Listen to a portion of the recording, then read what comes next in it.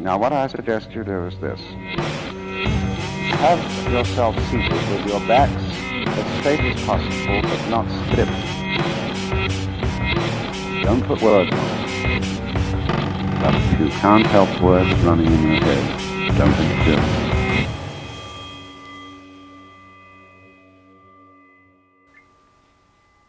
Okay, hi everyone. I'm Chris with the Dharma Bros. Full disclosure, I'm really bad at talking to no one, even though I'm talking to somewhere between probably realistically 2 people and like the world. But I think it's probably the 2 people. But yeah, I'm not good at kind of like the talking at screens and cameras thing. I normally prefer talking with groups and crowds and people. So I do apologize if this feels like I'm reading from a thing, because I'm probably going to be reading from a thing. So yeah, I just wanted to kind of start out with that. So what we're talking about today is why Americans become Buddhist, which, you know, I don't want to talk about this from the perspective entirely of my own story, even though I'm an American Buddhist, because we each have different stories. But this does have a lot of kind of my own story wrapped up in it, and you might hear part of your own, no matter where you're at on the path of thinking about this. Where I've gotten this information from is, you know, anecdotally just talking to other American Buddhists, because there are a lot of us out there, and this is a big part of our conversation at some point. And also I've gotten this information from listening to a lot of different podcasts on American Buddhism, reading up on books on American Buddhism, and I'll try and maybe drop some of those titles, or I'll put them in the show notes, just so you can look these up as well and kind of hear these stories. So yeah, there's that. So to start, I think the things that I'm talking about here are just kind of general observations. They're not, you know, it's not super duper precise, and I encourage you that if you think about this and kind of share why you've become Buddhist, or why you're getting into Buddhism, why you're thinking about Buddhism, and also thinking about what you're looking to get out of Buddhism. You know, like the other side of this, like, yeah, you are coming to Buddhism, but what are you hoping to get out of it? So that's something that's a good conversation we could all be having. So I think Kevin is actually the huge exception to this, which he'll probably talk about this in later talks. But many Western Buddhists start out believing in or being raised in another faith. In the West, in America, obviously, it's often a Judeo-Christian one, because it's not a Christian country, quote unquote, prescriptively, but it is, in that that's who's here. You know, that's who came here first as the people who took over. Colonialism, yay. But yeah, so you know, that is deep in our roots, and I think a lot of us come from that. And I think in the West as well, Christianity also has roots with the status quo, because the two, Western culture and Christianity, have come together. They kind of become inseparable at certain points. And this kind of often forces like a narrowing of views and kind of ostracizing folks who fall just outside of those views to various degrees. A Lutheran pastor who I really like, and an overall badass, Nadia Bolz-Weber, talks about this a lot. And she describes a lot of Western Christianity as nurturing only this small circle of people. But that so many people are out in the corners past that small circle.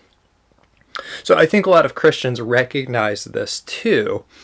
And I think it's understandable that when faced with marginalization and oppression, a lot want to leave. You know, they don't want to be a part of that anymore. You know, pick a thing. Gay rights, abortion, LGBTQ attitudes. I don't know, you could pick like 1,000. Gender roles. Well, if it's their own gender for some reason. Anyway, neither here nor there. So, yeah, but I think a lot of us also possess what's called the religious imagination. So basically, we live in a world, growing up being in a religious society, where we can imagine more. There can always be more. Things can be bigger, you know. So I think what happens is, okay, we're looking to leave religion. In the West, we're given the option of, okay, you can leave religion and become, atheist.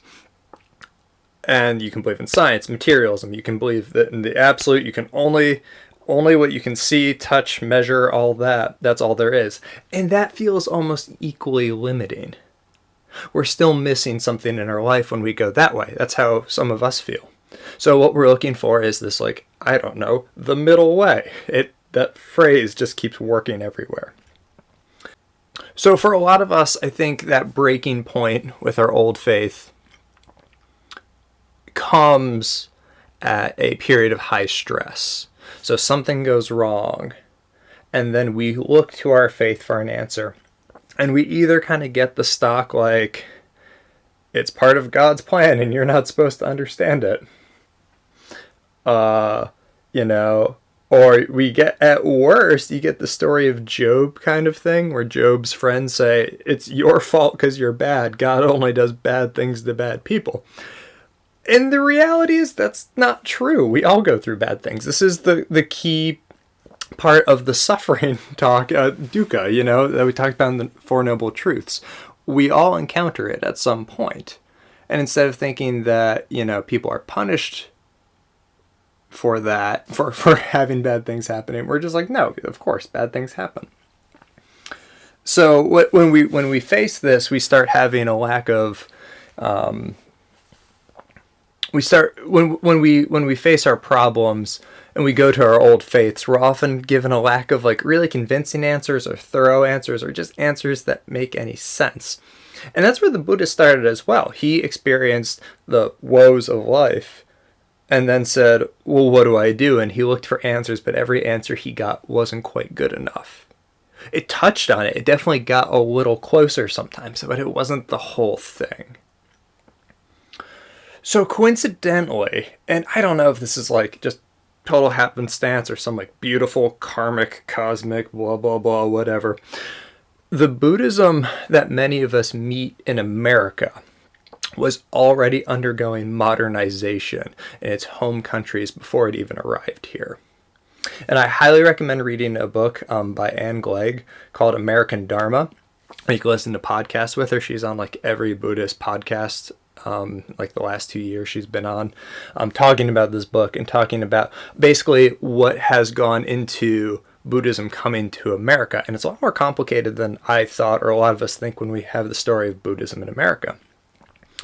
But the Buddhism that first came here, in almost all the schools, was one that was already reacting to modernism in its own countries. Being often in colonial countries, they said, out of survival, we need to react. We need to basically meet the modern world.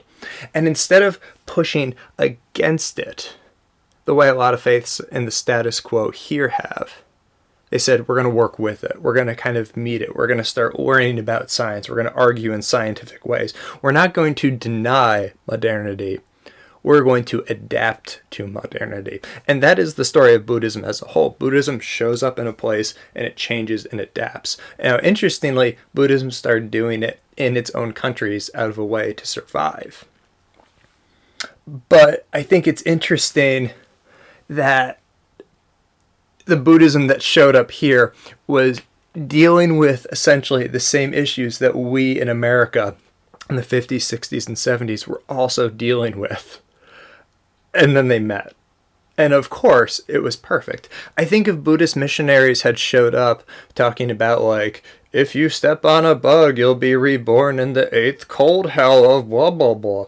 Or if they talked about how, women couldn't attain enlightenment. Or, all these other super problematic things that exist in Buddhism, historically.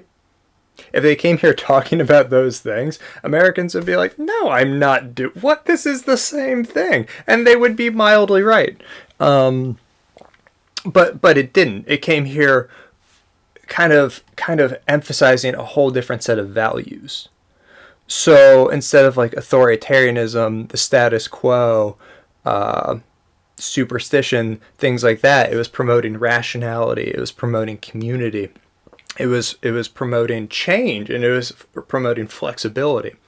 And these were things that I think a lot of Americans, myself included, wanted when they were trying to find a step away from limiting faith or toxic faith. Yeah, so I think in general, the reason people come to Buddhism is they're questioning life. They're questioning literally everything.